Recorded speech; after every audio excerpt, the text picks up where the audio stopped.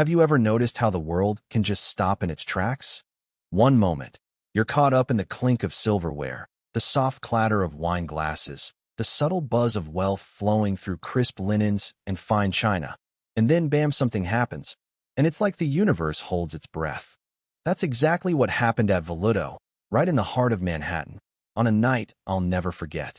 There was this billionaire, Marcus Langston, old money, old biases, the kind of guy who could hush a room just by standing up.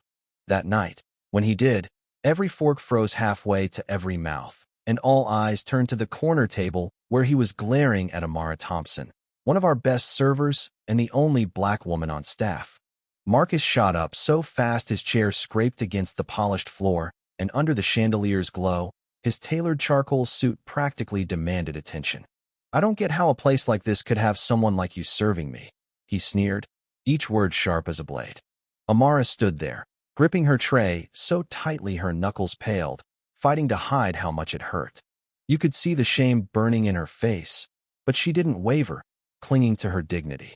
Even as the room stared, no one spoke, not even the manager, Thomas Reed, who stood frozen to the side, mouth half open like he'd choked on his own words. The pianist stopped mid-note, which never happened, and all you could hear was Marcus's voice cutting through the silence. "I said, I don't want someone like you serving me. I came here for a world-class meal, not some diversity charade. You know that feeling when something's so wrong you can't look away? That was the entire restaurant right then." Amara didn't break. She took a shaky breath, looked Marcus dead in the eye, and said, "Sir, if you'd like, I can get the manager to address your concerns." There was a quiet power in her words, like she was standing on a ledge and refusing to step back. For a moment, Marcus faltered, thrown off by her calm. Then Crash slammed his fist on the table, sending a glass of red wine spilling across the tablecloth. "I want you gone now. You're an embarrassment." Around the room, you could see anger, discomfort, and for some, a flicker of something else, solidarity. Let me back up a bit. Amara's story didn't start at Voluto or even in that room. She grew up in Brooklyn, never quite feeling safe or fully accepted. Her parents worked themselves raw, but prejudice still crept through the cracks. She dreamed of being a ballerina, but life had other plans. Pregnant young, abandoned by the father, every day became a fight for survival. But Amara never gave up, not even when people whispered or threw slurs her way.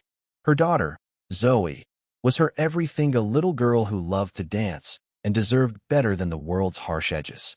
Working at Voluto was supposed to be Amara's chance at something bigger, not just for her, but for Zoe.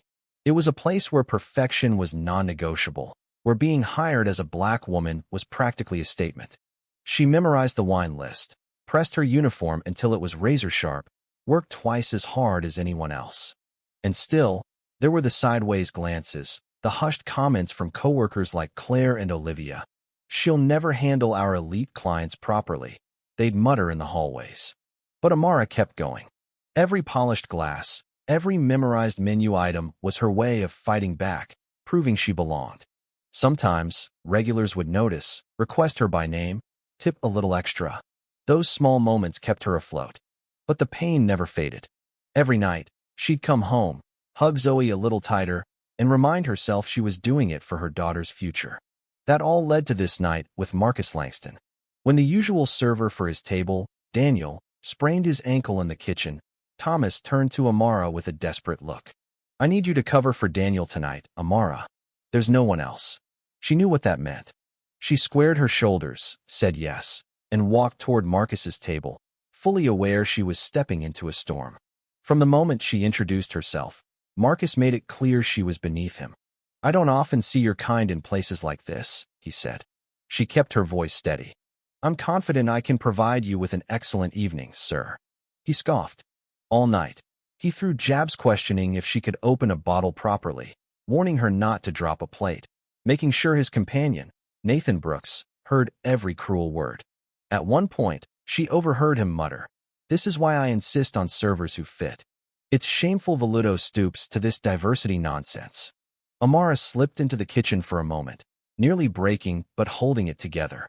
She came back out stronger, her mind filled with every hardship she'd faced and every reason she had to keep going.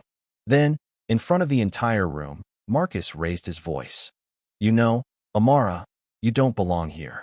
Voluto's just trying to look woke. Do you really think someone like you deserves to serve me? That was the moment everything shifted.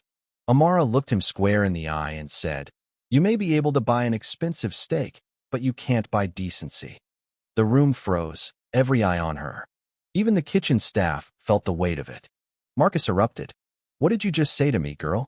Do you even know who I am? But Amara held her ground. I know who you are, Mr. Langston, but that doesn't give you the right to degrade anyone. I'm here to work, and I deserve respect. He threatened to ruin her life and stormed out, his bodyguards trailing behind, slamming the doors so hard the room shook. Silence followed. Then whispers started. Some guests left early, glancing at Amara with sympathy or unease. Thomas rushed to her side, panicked, whispering, Do you realize what you've done? He could destroy us. Amara just shook her head. She wasn't sorry. Then, a twist Marcus came back, angrier, vowing no restaurant would ever hire her again. Amara, barely holding it together, replied, If you think refusing to accept your hatred is worth ruining my life, go ahead. I'll never regret standing up for my dignity. He left for good, but his threats hung in the air like smoke. That night, as Amara changed in the back, a few guests approached, offering quiet words of support, saying she'd inspired them. One older man said, I've seen injustice before. What you did will help others. For the first time, Amara didn't feel entirely alone. Then, like some wild plot twist, the whole confrontation went viral overnight. Someone had filmed it all. The hashtag Courage of Amara exploded. Millions watched, debated, argued. She became a symbol. Some praised her bravery, others attacked her trolls, and Langston's supporters flooded her with threats. Reporters camped outside her apartment, eager for a story. Amara was terrified, but every time she looked at Zoe, she found more strength. The restaurant's owner, Victoria Hayes, stood by her, publicly and privately. She called a staff meeting, making it clear Voluto wouldn't tolerate discrimination, no matter the source. The team rallied around Amara, clapping for her, standing with her. Victoria even hired security so Amara could work without fear. But Marcus wasn't done. He worked behind the scenes, spreading rumors, pulling strings. The media storm raged on. Then, in a surreal moment, Amara was called to meet a special guest, none other than Warren Buffett. He'd seen her story, been moved by her courage, and wanted her to help launch Project Respect, a national initiative to protect vulnerable workers and fight workplace injustice. Sitting across from Buffett, Amara realized how much bigger this had become. She agreed to be the face of the movement, knowing it meant more pressure, more exposure, but also more hope. Interviews, TV appearances, fundraisers, she did them all, sharing her story, calling for decency and respect. When Project Respect launched at Voluto, Amara took the stage, her voice steady, her message clear. Kindness and dignity are the greatest forces we have. One person's courage can start a movement. The room rose to their feet, cheering. And Amara felt, for the first time, like she was exactly where she belonged. Not everyone would have the courage to do what Amara did. Most probably wouldn't.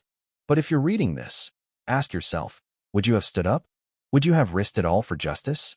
Share your thoughts in the comments. Where's the line between survival and standing tall? If Amara's story resonates with you, pass it on. Let's keep this conversation and this movement alive.